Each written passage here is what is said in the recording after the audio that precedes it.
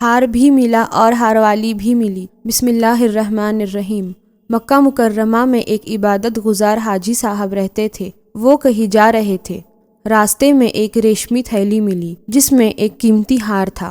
حاجی صاحب سوچنے لگے، یہ تو بڑا قیمتی ہار ہے، اس میں ہیرے جواہرات جڑے ہوئے ہیں، یہ تو بہت ہی قیمتی ہے، اسے چھپا لینا چاہیے۔ تبھی حاجی صاحب کے من میں اللہ کا ڈر غالب آیا، اللہ کا خوف غالب ہوا کہ بھائی اللہ تو دیکھ رہا ہے، اگر اسے چھپا لیا تو اللہ تو کبھی بھی پکڑ سکتا ہے اور جہنم میں ڈال سکتا ہے۔ اس لیے حاجی صاحب نے اس کو چھپانے کے بجائے طے کر لیا کہ تھیلی کا مالک ملے گا تو میں اس کے حوالے کر دوں گا۔ اتفاق سے مالک بھی مل گیا۔ حاجی صاحب نے دیکھا کہ ایک شخص کچھ تلاش کرتا پھر رہا ہے۔ تبھی اس شخص نے پوچھا کہ بھائی میرا ہار گم ہو گیا ہے۔ انہوں نے کہا بھائی میرے پاس بھی ایک تھیلی ہے، تم دیکھ لو، تمہاری تو نہیں۔ اس نے دیکھا اور دیکھ کر پہچان لیا کہ ہاں یہی میری تھیلی ہے اور یہی میرا ہار ہے۔ وہ بڑا خوش ہوا۔ تاجر نے اس کو 500 اشرفیہ نکال کر انعام میں دی۔ اس نے کہا مجھ کو انعام نہیں چاہیے، میں نے تو یہ جو کچھ کیا اللہ کو خوش کرنے کے لیے کیا، اللہ کی رضا کے لیے کیا، تیرے انعام کے لیے نہیں کیا۔ اس نے بہت اصرار کیا اور کہا میں نے نیت کی تھی کہ اگر ہار مل جائے گا تو میں اس کے پانے والے کو اور لانے والے کو 500 اشرفیہ دوں گا، اس لیے میں تم کو دے رہا ہوں۔ کہا کہ نہیں، مجھ کو 500 اشرفیہ نہیں چاہیے۔ بہرحال وہاں سے وہ چلا گیا اور اپنی بستی میں جا کر کہا کہ ایسا نیک نوجوان مجھ کو ملا، ایسا لڑکا اگر مجھ کو اپنے یہاں مل جاتا تو میں اپنی بیٹی کی شادی اس سے کر دیتا۔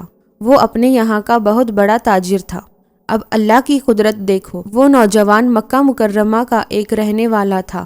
اس کو سفر پیش آیا، سمندری سفر میں چلے کہ اچانک طوفان آیا اور کشتی ٹکڑے ٹکڑے ہو گئی۔ ایک تختے کے اوپر وہ لیٹے ہوئے ہے اور تختہ بہتا ہوا چلا جا رہا ہے۔ تمام ساتھی ادھر ادھر ہو گئے، معلوم نہیں کہ کون ہلاک ہوا اور کون ڈوبا اور کون بچا۔ بہتے ہوئے تختے پر جا رہے ہیں، چلتے چلتے ایک کنارے پر یہ تختہ رکا۔ وہاں ایک بستی آباد تھی۔ بستی کے لوگ اتفاق سے کنارے آئے ہوئے تھے۔ جب دیکھا کہ کوئی بیچارہ مسافر تختے کے اوپر بہہ رہا ہے تو انہوں نے اس کو نکال لیا اور نکال کر اپنی بستی میں لے گئے، وہاں بستی میں رکھا۔ ان کو ہوش آیا، کھلایا پلایا، آرام کرایا۔ کئی دن گزر گئے اور حالات معلوم کیے تو معلوم ہوا کہ یہ تو بڑے عالم ہے اور بڑی مہارت بھی ان کو ہے، حافظ بھی ہے اور بہت نیک صالح شخص ہے۔ انہوں نے سوچا کہ ان کو اپنے یہاں امام بنا لیا جائے، لہٰذا اپنے بچوں کو پڑھانے پر مقرر کر لیا اور ان کو تنخواہ مقرر کر دی، اور سب نے ان کو اپنا شیخ بھی مان لیا اور اپنے سب کام ان کے مشورے سے کرنے لگے۔ ان لوگوں نے سوچا کہ اتنا نیک آدمی مل گیا ہے، اتنا بڑا عالم، یہ کسی طرح یہاں سے چلا نہ جائے، اسی لیے ایسی شکل کرنی چاہیے کہ ہماری بستی میں رہے۔ ایسے نیک آدمی کا بستی سے چلا جانا ٹھیک نہیں۔ اس کی کیا شکل ہو؟ اس کی شکل یہ ہے کہ ان کی یہاں شادی کر دی جائے۔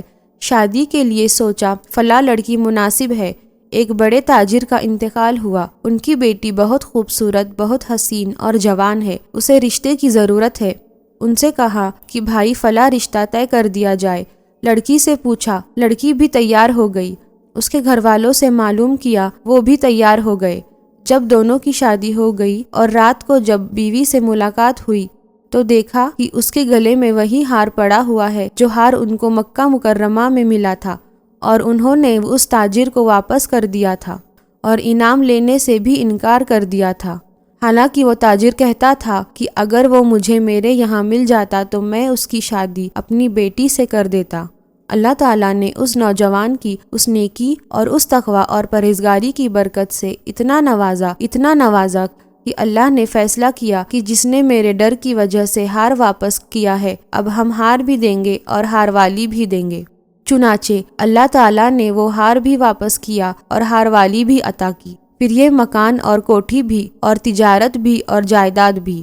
اس تاجر کی وہ تمام کی تمام ملکیت اللہ تعالیٰ نے اس کو عطا کر دی۔ یہ ہے اللہ کا ڈر اور اللہ کا خوف۔ جس دل میں اللہ کا ڈر ہوتا ہے اور اللہ کا خوف ہوتا ہے، اللہ تعالیٰ اسے دنیا میں بھی اس طرح نوازتا ہے۔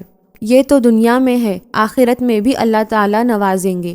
ہم یہاں دنیا میں رہتے ہوئے اللہ کا ڈر اور اللہ کا خوف حاصل کرے، اس کی اطاعت اور فرما برداری کرے اور نافرمانیوں سے پرہیز کرے، اور اسی کے اوپر اللہ کی مدد آتی ہے۔